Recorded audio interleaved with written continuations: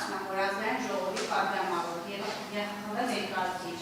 պարոն Գևորգյանը այս պահից սկսած նոր մեղադրանք ունի, ճիշտ եմ հասկանում։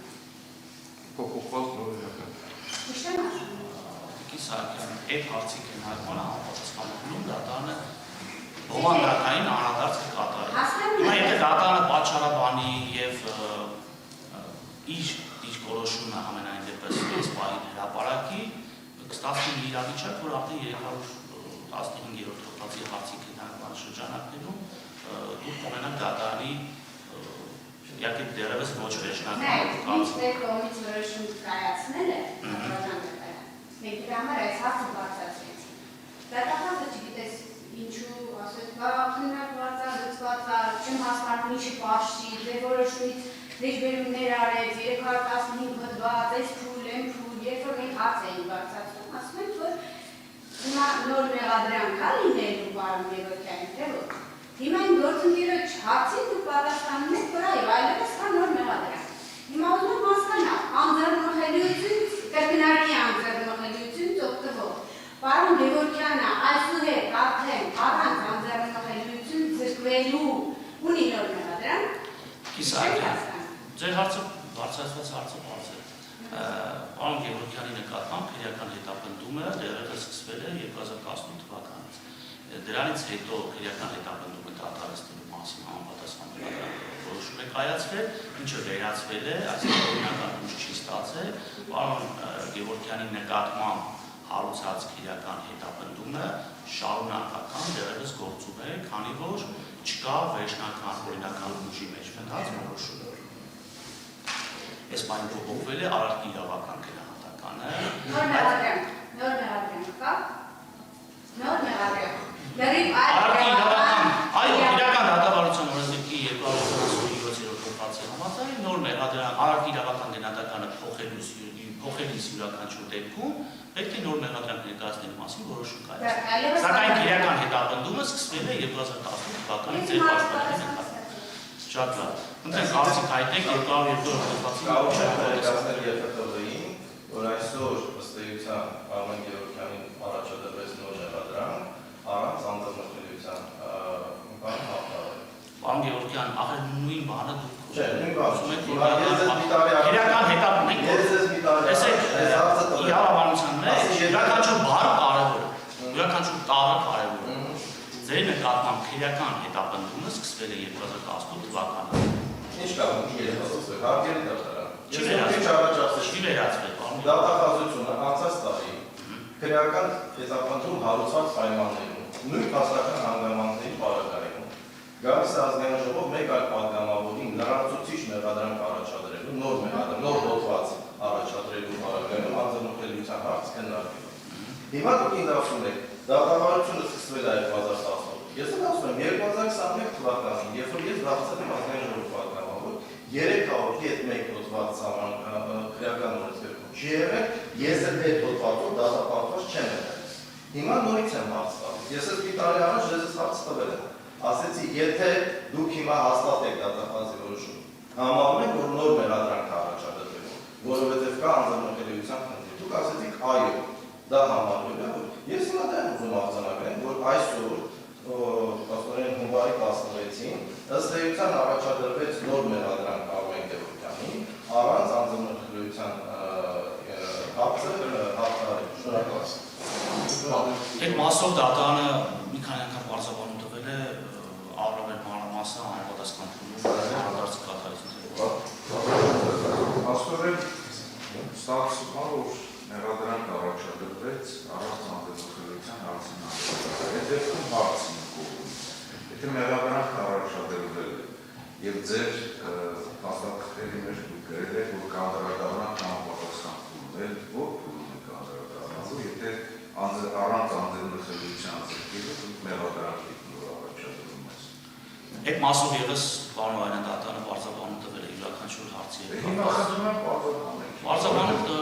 պարոն Վարդան դուք դատարանում եք գտնում դատարանից որևէ պարզաբանում չի կարող պահանջել դատարանը որևէ պարզաբանում պահանջում։ Իսկ դատարանը յուրաքանչյուր անգամ իր նախաձեռնությամբ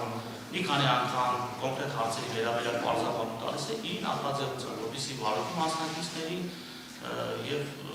բոլոր նրանց ովքեր գտնվում են թե դատական նիստերի դարիճում, թե առհասարակ մենք այստեղ դատավորություն ենք իրականացնում, որը անդրադառնալը կանդրադառնալ, հետին թվով անդրադառնալությանն է։ Պարոն, ախր դուք տեսեք ոչ իրավական տերմիններ եք օգտագործում, հետին թվով կանադական հետին թվով, չգիտեմ, ձեր աշխատանքի պրակտիկայի ընթացքում երբևիցե նման գործընթաց եղել է, չի եղել, իրական դատավարությունում առհասարակ դատավորի գործողություններում հետին թվով որևէ բանականություն չունի։ Կանդրադառնալ։ Պարոն Արյան, կարծացել եք դատանի որոշումը։ Անդրադառնալու ժամանակին նորից ասել էր, որ քրեական գործը քանի որ 2018 թվականից Լավ, 202 հոդվածի հետ կապված կարծիքներ կան չհամապատասխանելու մասին։ Այո, մենք միաբանաբար ունենք, որովհետև վերջին համապատասխան 202 հոդվածին, բայց մենք հարցեր բացատրեցինք եւ ես որպես իրավաբան ինքս էլ պետք է կարողանամ հասկանալ, թե ինչ գործողություններ պիտի կատարեն, որոնք պետք է բնականաբար բխեն օրենքից։ Հիմա մենք հարց բացատրեցինք 315 հոդվածով օրինակ հետագայում հարց պետք է քննարկվի, այսինքն այդ հոդվածով սահմանվում է, որ լավագույն դեպքում մենք կարող ասենք, չգիտեմ, դադարեցրեք հետապնդումը, արդեն գոյություն ունեցող հետապնդումը, անձեռնմխելիություն ունեցող անձի նկատմամբ, ինչը բնականաբար իրավաբանություն չի ներում ասածին համար, եւ ես ինքս ինձ ուզում եմ հարվել որպես իրավաբան եւ հասկանամ, վերջին հաշվով մենք ինչ գործողություններ պիտի կատարենք։ Հիմա նայեք, 202 հոդվածի համապատասխանության հարց ենք քննարկում, անձեռնմխելիությունից օգտվող անձի հետ կապված, ինչը ևս անթույլատրելի է, ու ես ուզում եմ ընդհանրապես հասկանալ, թե այսօր մեր գործողությունները ինչպես մենք շարունակենք։ Երբ որ ես հիմա կանգնում եմ եւ 202 հոդվածի համապատասխանության հարց եմ քննարկում դատարանի հետ, այսինքն դատարանի առջև բարձրացնում եմ այդ հարցը, դատարանը դա պետք է քննարկի, ես մեխանիկորեն ընդունում եմ, որ այս մեղադրանքը գոյություն ունի, այս մեղադրական եզրակացությունը, որտեղ այս մեղադրանքի փոփոխությունը արդեն մեխանիկորեն փոխանում է մեղադրական եզրակացությունը, ինքը գոյություն ունի, եւ ես որ ես հարց եմ բարձրացնում դրա հետ կապված, նշանակում ես ընդունում եմ այդ մեղադրական եզրակացությունը, ինչը ևս անընդունելի եւ անթույլատրելի է, այսինքն մենք հիմա հայտնվել ենք մի իրավիճակում, որտեղ պետք է, եթե չկատարենք գործողություններ, ասենք չասենք 202 հոդվածին համապատասխանում թե չի համապատասխանում, նշանակում է թերի պաշտպանեցին։ Եթե մենք այդ հարցը բարձրացնում ենք, ինքս ինձ որպես իրավաբան չեմ հարվում, որտեղ ընդունում եմ այդ փաստաթուղթը որպես արդեն իսկ գոյություն ունեցող փաստաթուղթ եւ իրավական փաստաթուղթ, որի մասին ես պետք է որոշակի դատողություններ անեմ։ Այնուամենայնիվ, բնականաբար, քանի որ մենք պետք է փորձենք հասկանալ, թե այս փուլում մենք ինչ գործողություններ պիտի կատարենք, որպեսզի եւ մեզ հարգենք որպես իրավաբան եւ իրավաչափ գործողություն որոշակի կատարենք եւ նաեւ պաշտպանություն իրականացնենք։ Բնականաբար այս փուլում չենք կարող անել, առավելևս որ ի սկզբանե որոշված է, որ այսօր կարճ օր է լինելու, որովհետեւ բանականություններ ունենք նաեւ սահմաններ, այսինքն գործունեները դատականից ուներ ժամը 12-ին, իսկ սկզբանե դրա մասին ասված էր։ Այս 20 րոպե անիմաստ օգտագործենք եւ անիմաստ գործողություններ չկատարենք, միգուցե դա թողնենք արդեն մյուս դատական նիստին, որպեսզի մենք կարողանանք որոշակի դիսկորոշումներ ունենալ, թե այլ միջնորդություններ նաեւ 202 հոդվածի համապատասխանության հարցը քննարկելուց առաջ ունենալու Իսահակյան 202-ից առաջ այլ դիրքորոշում, այլ քննարկման հարց ստեղծան իրական դատավորության չի նախատեսում 202 հոդվածի դրա հաջորդ հարցն է։ Մենք արդեն պրոցեսի մեջ չենք, հիմա մենք նորից ենք սկսել պրոցեսը եւ դրա հաջորդ հարցն է։ Իսահակյան բոլոր դատական նիստերով 202-ի հարցը 311-րդ հոդվածով սահմանված հարցից առաջ է գնում։